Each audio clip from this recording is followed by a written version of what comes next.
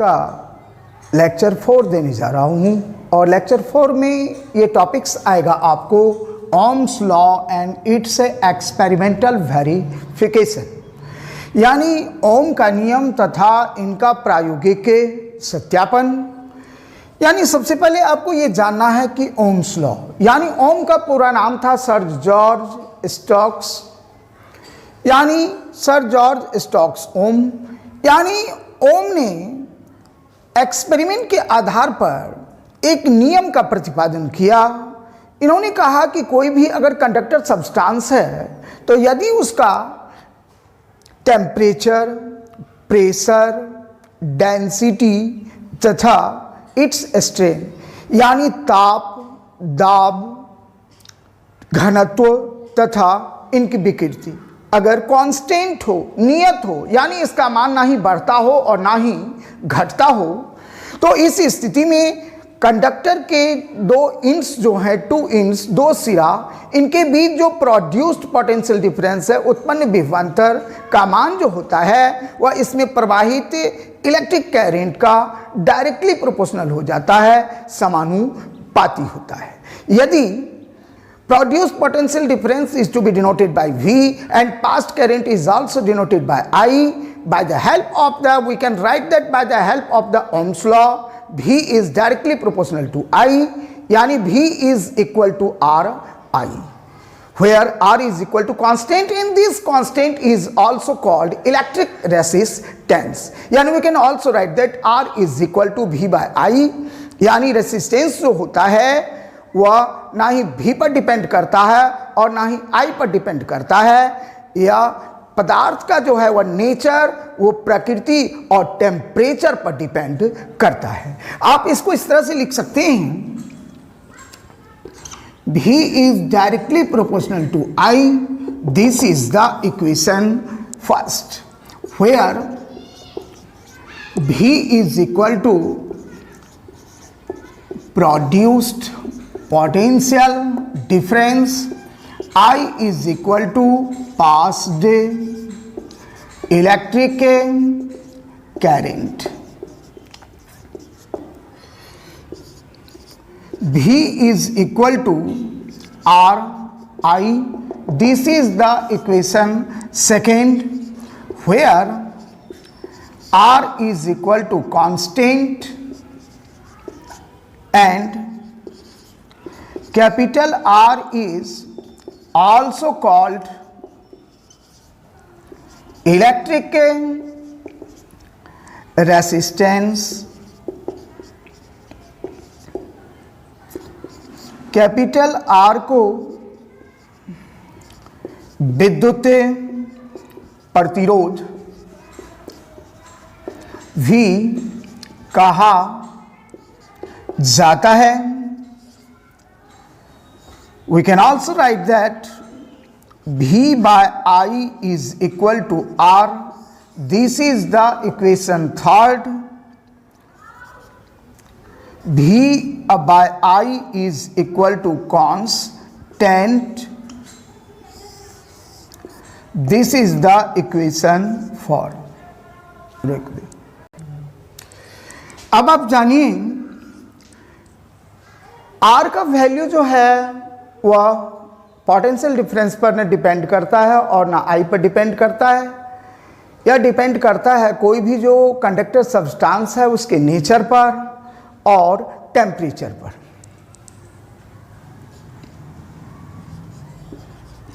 R का value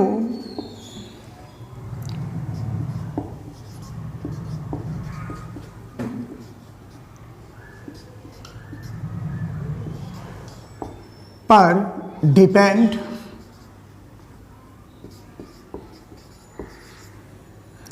नहीं करता है। अगला स्टार जानिए, R का वैल्यू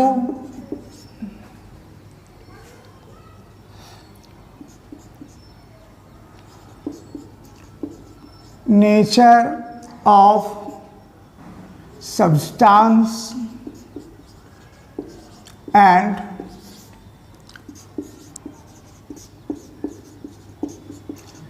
टेम्परेचर ऑफ सब्सटेंस पर डिपेंड करता है।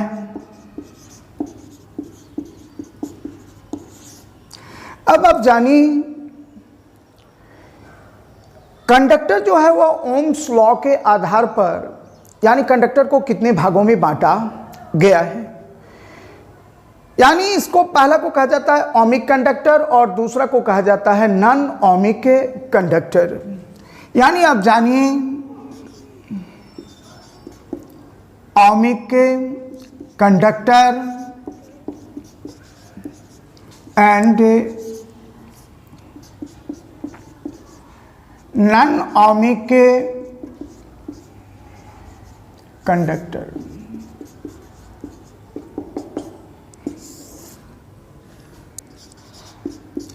ओमीय चालक तथा अनओमीय चालक सबसे पहले आप जानिए ohmic conductor. Ohmic conductor is also called linear conductor. Hindi में हम कह सकते हैं ओमीय चालक या रेखीय चालक।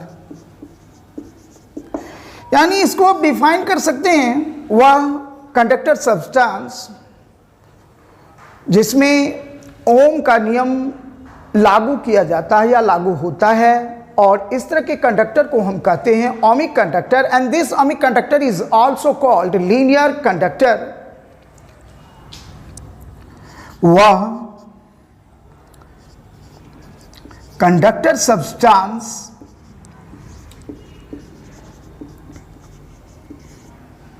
जिसमें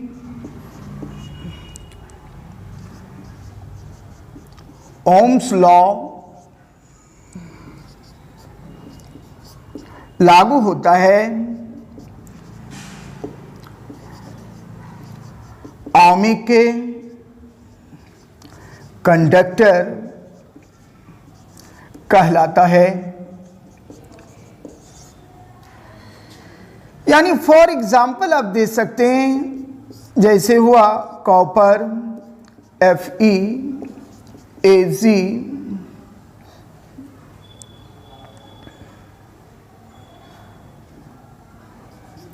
एल्यूमिनियम EtC। अब आप जानिए ओमिक कंडक्टर जो होता है, ओमिक कंडक्टर का जो VI ग्राफ होता है वह स्ट्रेट लाइन आता है।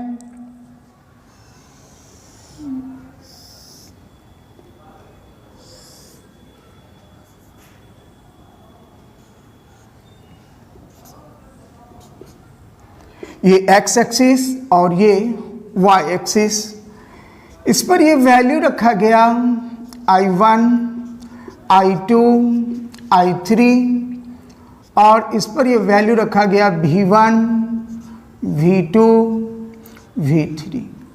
यानी इधर है इलेक्ट्रिक करंट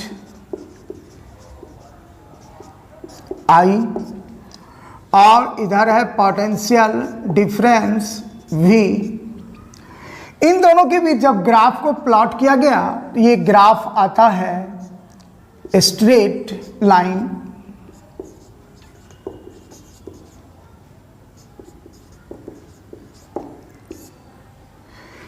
यानी ये स्लोप जो है ये आपको रेसिस्टेंस को प्रदर्शित करता है। यानी स्लोप अगर अधिक है तो इस स्थिति में अगर ये टेम्परेचर पर भी डिपेंड करता है और ये R की वैल्यू को प्रदर्शित करता है। यानी इसको आप लिख सकते हैं VI graph for ohmic conductor. अब आप दूसरा जानिए नॉन ओमिक कंडक्टर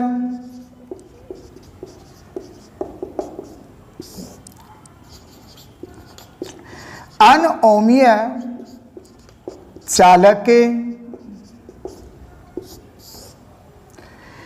यानी नाम से भी पता चलता है नॉन ओमिक कंडक्टर वह कंडक्टर सब्सटेंस जिसमें ओम्स का नियम यानी ओम का नियम लागू नहीं होता है, यानी ओम्स लॉ मान्य नहीं है।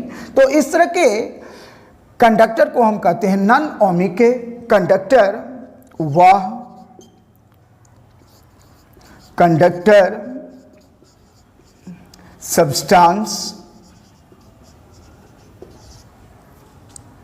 जिसमें ओम का नियम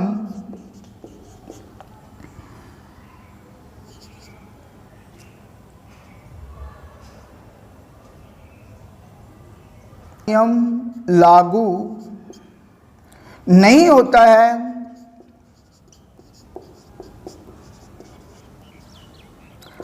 नॉन ओमिक कंडक्टर कहलाता है। इस तरह के नॉन ओमिक कंडक्टर में अगर VI ग्राफ जो प्राप्त होता है वह स्ट्रेट लाइन प्राप्त नहीं होता बल्कि एक कर्व्ड लाइन प्राप्त होता है, और इस तरह के लाइन को हम नॉन लीनियर भी कह सकते हैं। स्टॉप करिए। तो अब नॉन ओमिक कंडक्टर के लिए फॉर एग्जाम्पल आप जानिए। फॉर एग्जाम्पल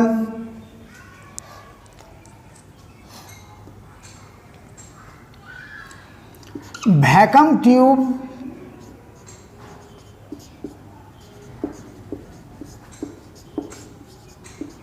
निर्वात नली,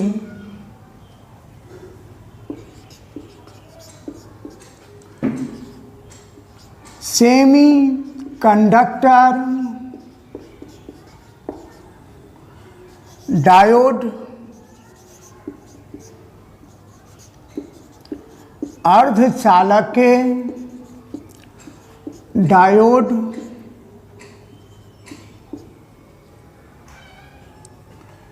ट्रांजिस्टर,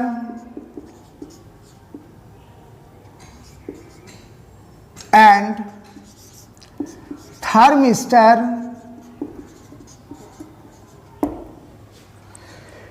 इसके लिए भी VI ग्राफ होता है, यानी VI graph for non ohmic conductor.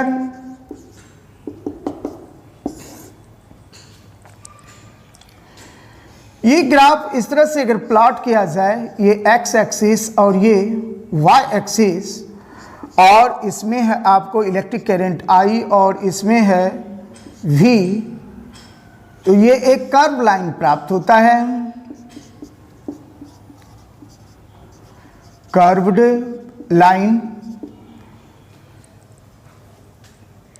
एक ग्राफ ऐसे भी आपको मिल सकता है, ये x एक्सिस और ये y एक्सिस, इस पर है आपको इलेक्ट्रिक करंट I और इस पर है पोटेंशियल डिफरेंस V।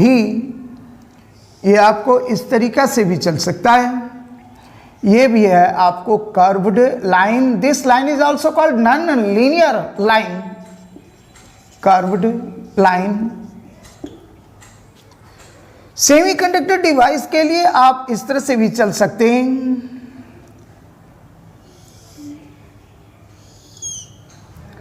यानी इस तरीका से इधर अगर आप जो है भी ले लीजिए और इधर I ले लीजिए, तो इस तरीका से ये ग्राफ जो है इस तरह कैसे भी चल सकता है। ये सभी ग्राफ है VI graph for non ohmic conductor.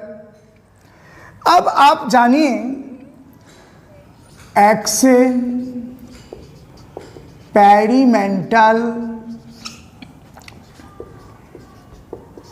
Verification of Ohm's law. सबसे पहले इसमें एक कंडक्टर वायर है, ये एमीटर है,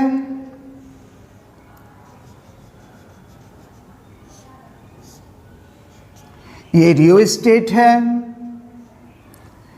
यहां से एक वोल्ट मीटर जोड़ा जा रहा है, इसमें बैटरी लगाया जाता है,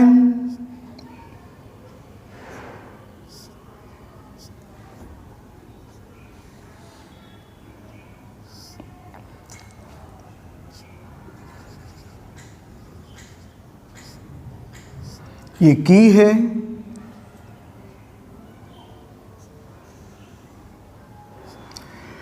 यानी ओम ने सबसे पहले ये एक रेसिस्टर लिया,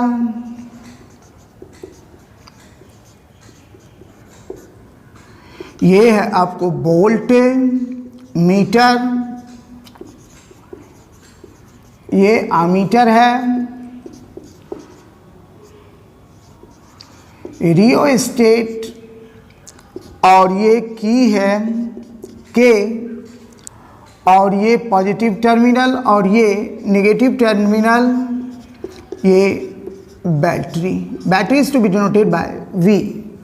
यानी सबसे पहले ओम ने एक्सपेरिमेंटल वेरिफिकेशन के लिए एक रेसिस्टर लिया, यानी कोई भी एक चालक तार लिया, और चालक तार के 2 इंच के बीच एक वोल्ट मीटर को कनेक्ट कर दिया। यानी वोल्ट मीटर एक ऐसा डिवाइस है जिसके द्वारा पोटेंशियल डिफरेंस को मेजर किया जाता है। इस सर्किट में एक एमीटर को भी कनेक्ट किया गया।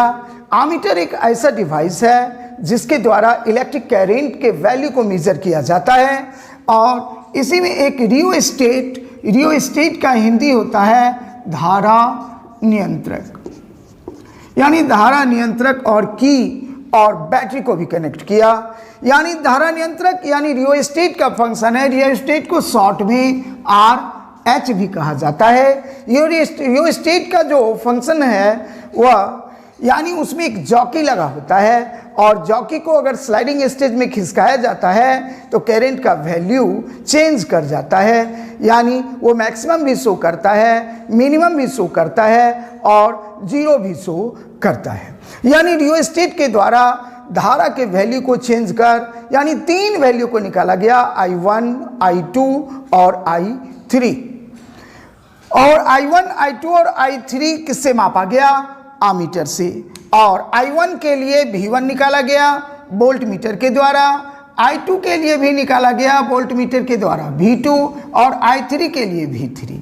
यानी करंट का 3 वैल्यू निकाला, I1, I2, I3, और वोल्टेज का भी 3 वैल्यू I1, I2 और I3 के लिए निकाला, V1, V2 और V3।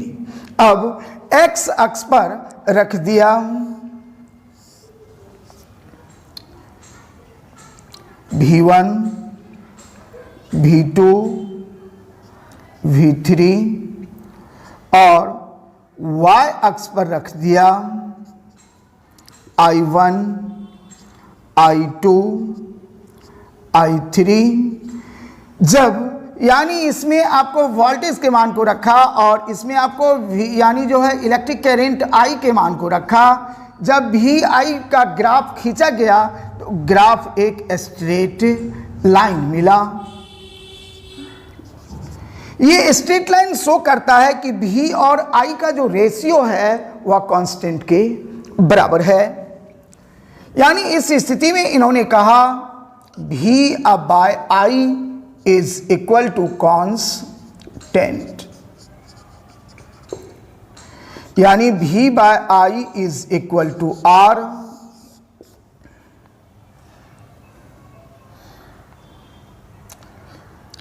इस तरह से ओम ने ओम का नियम को एक्सपेरिमेंटली वेरीफाइड कर दिया, सत्यापित किया। 10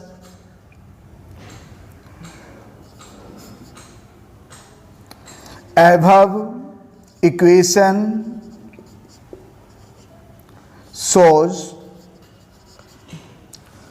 Ohm's law।